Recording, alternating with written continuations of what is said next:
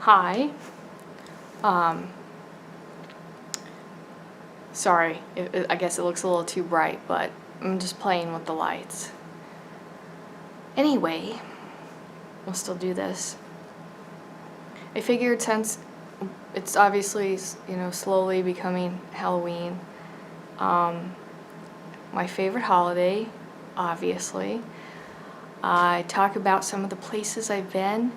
Now, I've thought about this. Now, sometimes if I can, and I go back to these places, I will try to do a little bit of, footage of the area.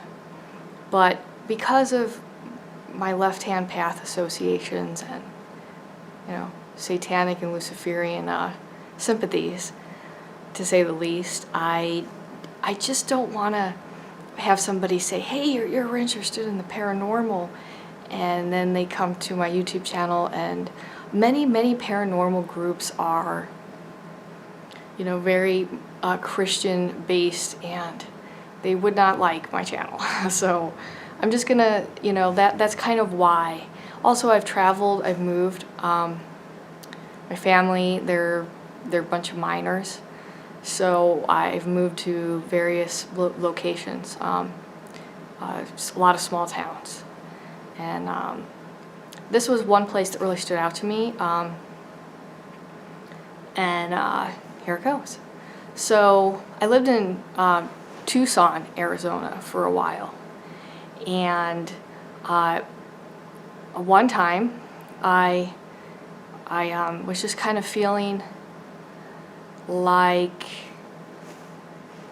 I lived alone at the time, and I was feeling this sort of loneliness of, I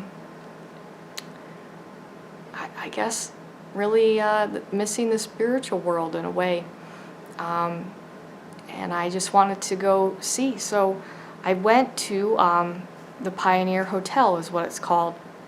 Now, what's interesting is that when it opened, I guess, in 1929, and it had the largest ballroom in the country at the time. So right at the edge of the Great Depression, the grand opening. And I also, prior to me going in person, I knew there had been a fire and that people had died, because it's a really big common knowledge thing in Tucson. But I didn't know specifics, didn't know how many people, or if the building was reconstructed, or I still don't really know a lot of that information, just that fact I kind of threw out. So it's I just go and I walked around, and I just told the person that I was interested in anthropology and history, and they just let me wander around, and I was able to talk to this one gentleman who said he did ghost tours of those haunted houses that they do at Halloween time that are fake. But he liked these kinds of things. So and he worked at the hotel in some capacity, and I chatted with him later. So at first I went up in the building. It's very tall, many stories, and the residual energy was really crazy. To date, at that time, there's only one other place that isn't like a wilderness area. So I'm talking about like a residence, a place of residence that most residual, powerful energy. And people think residual energy is not powerful, and that's really not true. It's very powerful. So I go, and it's just it's like I knew that because of the powerful energy that living people would be, experiencing nightmares and feeling like they're going back in time. That kind of, now if people aren't aware of, residual energy, it will kind of feel to them like confusion, disorientation, memory loss, rather than like for me, it does feel like going to another time, traveling, so it's not confusing. And that's what it felt like. And it was really just this really sense of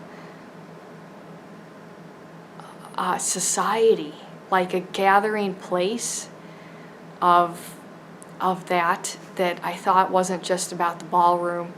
And I thought this was, you know, a place of people going for illicit love,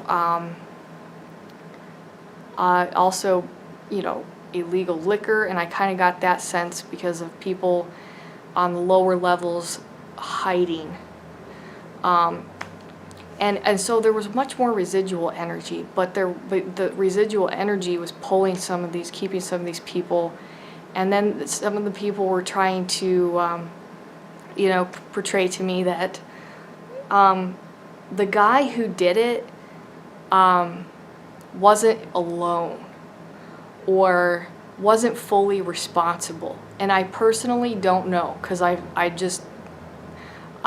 just have to take my word for it, but I've never looked it up any further than that.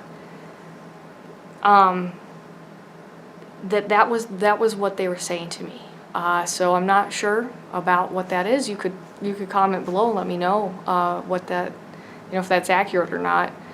And so that was obviously because of a sense of injustice. Some people were staying behind, because the injustice hurts all parties, you know, including the dead, because justice really levels energy and brings about peace. So that didn't happen in this situation. And I was also really confused about how the fire started, but it just seemed like, to me, once again, I don't know, that it burned for a period of time, and I wasn't sure why people weren't able to get out, because it was like there's people mingling in the hall, you know, in the stairwells, in the rooms, and they're all outside talking to each other, and they're not really in this real rush to leave. And I was like confused, because I could smell the smoke, and you know, that sense of panic was there for me. But the people weren't like that. They weren't like, oh wow, we gotta get out right now. It was like they're just talking, and they're just like, it's a casual thing. So whatever happened with this fire, it obviously accelerated quickly at some point, because the people were really unaware of how truly dangerous the situation was, and they didn't really fully appreciate that. And you know, we got some smoke. That was what I got, was the smoke inhalation deaths. Obviously, the part of me that is kind of morbid and curious, I know that these people would, you know, they become unconscious before they die, and just have smoke inhalation most of the time. And that was what I was seeing. You know, people going to their rooms, putting those towels and stuff under the doors, but that's not really going to do anything if there's no escape. So I didn't really get like people jumping out of the window kind of a thing, but I saw several spirits that were still conscious in there. One lady in particular seemed like she somehow ran the place, this kind of connection with, she's very fashionable. Older middle-aged lady. And I know she died there. And she's just still going around the upper floors and making sure that things are, you know, she likes things running smoothly. So she gives people little bits of scares if things aren't going her way, if she doesn't like that. She doesn't go down to the basement, and she told me, don't go, I'm not going down there, I'm not going down there with you, when I started to go by my, and then I met with this gentleman, and we talked a little bit, and he said, I'll go with you. Now, I think that's because he knew that the basement was like this, you know? I'm sure he spent some time down there, but we go, and that was really bad. I've been to a few prisons, older, obviously jail cells, even ones that were like reconstructed and put in museums. This was like more confining and suffocating than that. And it's not just because of the fire. This was like, the residual energy is because of I think the land was already like this, and then this fire, this tragedy happened, and it opened up a portal that's really, really strong. And then I realized, okay, this is making living people sick and depressed, and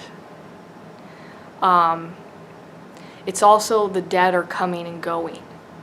So sometimes there's a lot of ghosts at the hotel, and then sometimes there's these few, like the little boy who was bouncing a ball, and he just looked, he looked gray, so he's kind of in that death denial stage.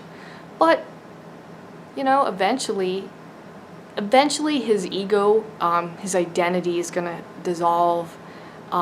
It's just going to take longer because of the strong residual energy. And the woman, the matron, she chooses to be there. So those couple of people I mentioned, they're always there. And, but others are coming and going. Also, I obviously got the sense of some feeders. So what other people are experiencing as demons, attaching to people in their dreams, trying to suffocate them, and as they're spending time in the hotel, and that's because they're coming through this portal of energy that's coming out of the earth, and that really all comes together. So it was really weird. Now, I didn't really know at the time when this fire started at the hotel, but I did get that. I think it did happen in the 70s, but that's what I was thinking in my mind, because I saw, the woman in the, like, a pantsuit kind of a style, and I was kind of placing it in that kind of time frame, based off of that, and the little boy, just kind of the shorts and the top he had. It made me think of that kind of period of time. Like, I knew it wasn't, 100 years ago, these were modern people with cars and not horses. So that's kind of what I was figuring out. But yeah, that basement was really intense. Now, I've been to one other place since then that had, like, way more residual energy, and it was even more intense for me probably because of my connection with my grandfather, and that really can make that experience, these spirits, even more attracted to me.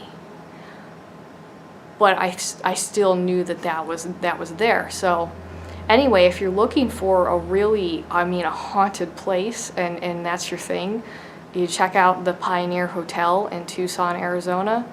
It's definitely worth it. I think sometimes they would do tours, because I'm just saying that because I got the impression from the guy I was speaking with.